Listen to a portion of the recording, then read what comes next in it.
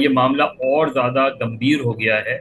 जो सदर साहब के जो प्रिंसिपल सेक्रेटरी हैं वक़ार अहमद साहब, उन्होंने जो पोजीशन ली है उससे और मामला हो गया। अब इसके दो पहलू हैं। एक पहलू ये कि क्या जो भी तनाज़ा है कि वो बिल कहाँ पहुंचा, पहुंचा नहीं पहुंचा, दस्तखत थे नहीं दस्तखत थे। एक चीज इस्टेब्लिश हो गई है कि दस्तखत नहीं थे। दूसरी चीज जो इस्टेब्लिश होनी है वो ये कि अगर दस्तखत नहीं थे तो क्या कानून बन गया या नहीं बना। अब जो मेरी अंडरस्टैंडिंग है उसके लिहाज से पार्लियामेंट के कौमी असम्बली ने एक बिल, दो बिल, ये दोनों बिल पास किए, सेनेट ने पास किए और फिर ये सदर के पास चले गए। अब सदर साहब ने उनमें से 13 बिल जो है वो वापस कर दिए, उन पे साइन किए बगैर, और उस पे इतराज़ात लगाए कि वो क्यों वापस कर रहे हैं। ये जो दो बिल हैं मिलिट्री एक्ट के हवाले से और ऑफिशियल सीक्रेट एक्ट के हवाले से, इस पे तनाज़ा इसलिए खड़ा हुआ क्योंकि ये उन 13 बिलों में मौजूद नहीं है बताते बताते खुद के जो जिन बिलों के बारे में ये बहस हो गई है। तो जो 12-13 बिल थे वो सदर पाकिस्तान ने, जाहिर है प्रेसिडेंट हाउस का जो लॉ डिवीजन है उसको दिए होंगे। ये हम अज्यूम कर रहे हैं कि उन्होंने बहुत से बिलों पे दस्तखत किए और कुछ बिलों पे दस्तखत नहीं किए। जिन बिलों पे दस्तखत किए उनमें जाहिर है उनके कोई कमेंट वगैरह नहीं है, उन्होंने उनको दुरुस्त समझा और उन पर दस्तखत कर दिए। ये जिन बिलों पे दस्तखत नहीं किए उनमें से बिल बिल थे जिन पर एतराज लगाया, कमेंट किए, जो भी था कि वो क्यों नहीं दस्तखत कर रहे। तो उसके साथ ही वो बिल वापस चले गए स्पीकर कौमी असम्बली के पास। अब असेंबली हो ना हो, स्पीकर का ऑफिस रहता है, तो स्पीकर के ऑफिस में तो वो 13 के 13 बिल मौजूद हैं, होंगे, होने चाहिए। क्या ये दो बिल मौजूद हैं जो जो जिन पे दस्तखत नहीं किए, और जाहिर है गालिबन लॉ मिनिस्ट्री में भी भेजे गए होंगे। मुझे मैं इस पे पूरे कन्विंसिंगली बात नहीं कर सकता कि वो किन किन जगहों पे वापस भेजे जाते हैं, लेकिन जो तनाज़ा खड़ा हुआ वो ये कि वो उस वक्त खड़ा हुआ कि जब ऑफिशियल सीक्रेट एक्ट के तहत शाह महमूद कुरैशी साहब गिरफ्तार हुए, और उस एक्ट के तहत गिरफ्तार हुए, और उससे पहले ये खबर चली थी कि ये दो बिल जो है वो कानून की शक्ल इख्तियार कर गए हैं। सदर साहब ने ये बिल वापस नहीं भेजे, और वो जाहिर है बिल वापस नहीं भेजे और उसमें कोई कमेंट नहीं किया, तो ये तस्वुर किया गया कि जी उनकी कंसर्न इसमें मौजूद है। और अगर कंसर्न मौजूद नहीं भी है तो उन्होंने कम से कम ये बिल जो है वो वापस नहीं किए। अब ये सारी वो चीज़ें हैं जो जो ज़ाहिर है कानूनी पहलू हैं। इसमें दो मुख्तलिफ राय आ रही हैं कि ये कानून बन गया है या ये कानून नहीं बना है।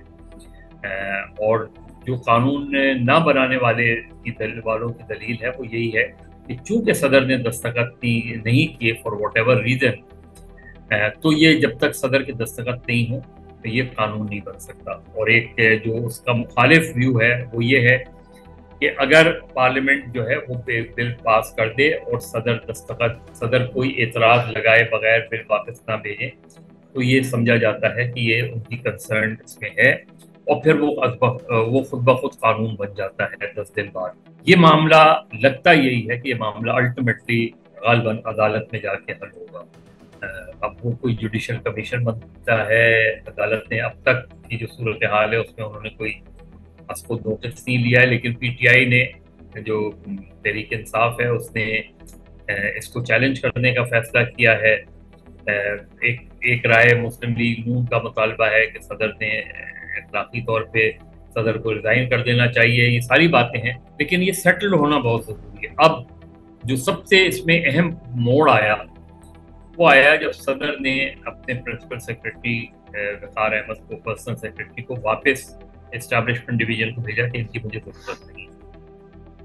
वक़ार साहब ने जो पोजीशन ली है उससे मामला फिर गंभीर हो गया कि अगर अगर ये बात दुरुस्त है, क्योंकि उन्होंने ये कहा कि जिस तरीके से उन्हें उन्हें एस्टैब्लिशमेंट डिवीजन रिपोर्ट करने का कहा गया है वो गलत है और गैर कानूनी है। उनका इसमें पोजीशन बहुत वाज़ेह है, और उन्होंने यहाँ तक कहा कि ये बिल अभी भी ऐवान सदर के चेंबर में मौजूद, और वो अगर सुप्रीम कोर्ट बुलाती है या कोई भी फोरम बुलाता है तो वो उसको वहाँ ले जाने अपने सबूत के साथ और रिकॉर्ड के साथ वो पेश करने को तैयार हैं।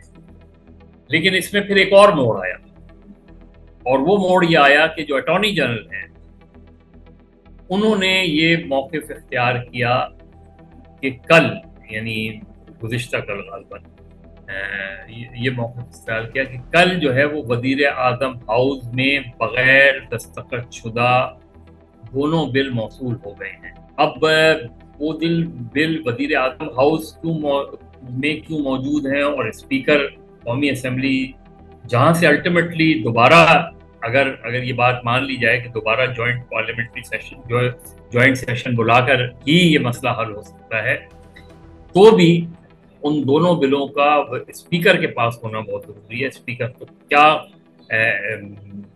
प्रेसिडेंट हाउस ने वो दोनों बिल स्पीकर को भी भेजे हैं, स्पीकर नेशनल असेंबली को भी, या सिर्फ पीएम हाउस भेज दिए हैं। लेकिन अब अटॉर्नी जनरल एक पोजीशन ले रहे हैं कि बिल जो है वज़ीर आज़म हाउस को मौसूल हो गए हैं। जो सदर के प्रिंसिपल सेक्रेटरी या पर्सनल सेक्रेटरी हैं वकार साहब, वो ये कह रहे हैं कि वो बिल, अब वो कल तक की बात कह रहे हैं, कब तक की चेंबर, प्रेसिडेंट हाउस के चेंबर में मौजूद। सदर साहब ये कह रहे हैं कि मैंने बिल पर दस्तखत किए, मुझे इतराज़ था इस बिल पर, लेकिन वो कहीं नोटिंग नज़र नहीं आ रही कि उन्होंने इतराज़ था तो क्या वो उन्होंने नोटिंग करके भिजवाए हैं ऐवान सदर, या वैसे ही भिजवा दिए वज़ीर आज़म को। तो लगता यही है कि क्योंकि अब तक 3 दिन हो गए, आज तीसरा दिन है, ना कोई जुडिशियल कमीशन बनाया जा रहा है, ना इस पर कोई सुओ मोटो हो रहा है, और इम्कान इसी चीज़ का है कि जब पीटीआई पिटीशन फाइल करेगी या कोई भी पिटीशन फाइल करेगा तो मैटर अर्जेंटली टेकअप हो जाएगा, उसमें ये सूरत हाल वाज़ेह हो जाएगी कि ये कानून बना या नहीं बना। लेकिन ग्राउंड रियलिटी ये है कि इस कानून पर अमल दरामद शुरू हो गया है। अब ये मसला अगर कल कोर्ट ये डिक्लेयर कर देती है कि ये कानून नहीं बना, तो जाहिर है वो सारी चीज़ें रिवर्स हो जाएंगी। तो जितनी जल्दी हो ये मसला हल होना चाहिए। एक जो पॉलिटिकली और मॉरली जो बात डिबेट हो रही है वो ये कि सदर को ट्वीट करना चाहिए था, नहीं करना चाहिए था। अब अली जफर साहब का मौक़िफ़ ये है कि अगर सदर ट्वीट नहीं करते तो लोगों को पता क्या चलता और लोग जो है सदर पर इल्ज़ाम लगाते। तरीका ये होना चाहिए था कि सदर साहब को वज़ीर आज़म हाउस को एक लेटर लिखना चाहिए था और उस लेटर पे वो जो इतराज़ात हैं उनकी निशानदेही करते हो कि इन इतराज़ात की वजह से मैं ये बिल साइन नहीं कर रहा। खत के जरिए अगर आप वो बात करते और एक सिंपल सा एक प्रेस रिलीज आ जाता कि जी सदर ने अपने ऑब्जेक्शंस के साथ वो बिल जो है वो वापस कर दिए हैं और वज़ीर आज़म हाउस को एक ख़त लिखता है, तो मेरा मतलब ये कि पूरी दुनिया को ये नहीं पता चलता कि पाकिस्तान में क्या मजाक हो रहा है। सदर साहब के ट्वीट ने पाकिस्तान को एक मजाक बना दिया पूरी दुनिया में। उनको चाहिए था, वो जिस पोजीशन पर बैठे हैं उस पोजीशन का तकाजा ये था कि उनको ट्वीट तो बिल्कुल भी नहीं करनी चाहिए थी, उन्हें अलबत्ता वज़ीर आज़म हाउस को लिखना चाहिए था और उन्हें ये पोजीशन लेनी चाहिए थी अगर वहाँ से कोई चीज़ आती कि अनटिल अनलेस ये ऑब्जेक्शंस पार्लियामेंट दूर नहीं करती, I will not sign it. ये चीज़ पोजीशन होती तो ज़्यादा पॉलिटिकली, लीगली, मॉरली, एथिकली ज़्यादा स्ट्रॉन्ग होती प्रेसिडेंट की पोजीशन। तो कानून बना ना बना नहीं बना इसका फैसला अदालत करेगी, लेकिन पॉलिटिकली, मॉरली, एथिकली जो है ये सदर साहब ने थोड़ी सी बदएहतियाती की है।